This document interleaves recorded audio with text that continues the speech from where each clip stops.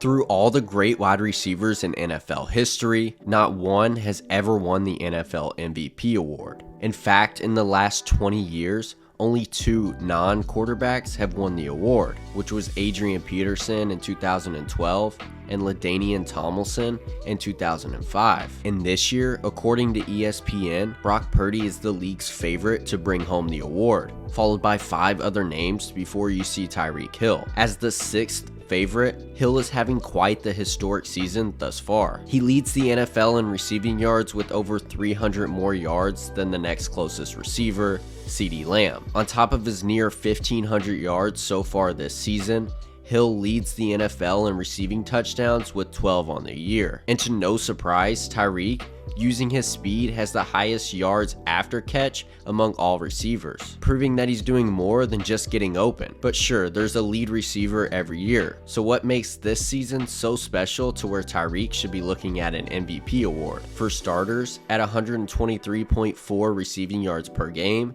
and 5 games remaining, Hill is on pace for a near 2,100 receiving yard season. That would be the NFL record for receiving yards in a single season, surpassing Calvin Johnson, who set the record in 2012 with 1,964. And if Hill does play the entire season, sure, he'll have one more game to accomplish what Calvin Johnson did, except for at this pace, Hill will pass Johnson before his 17th game. And with 5 150 plus receiving yard games on the season, Tyreek has already tied the NFL record for the most in a single season and will only need one more game to break that record. But let's not only compare to NFL records, but to the closest a wide receiver's ever gotten to winning the MVP. And it wouldn't be fair if I didn't give you a viewpoint of why he shouldn't win the MVP. 1987 was the closest a wide receiver has ever came to winning the award. Jerry Rice came 6 votes short of winning the award over John Elway. In 87, Rice only played 12 games, and his touchdowns were a big reason why he was in MVP consideration. Rice had 22,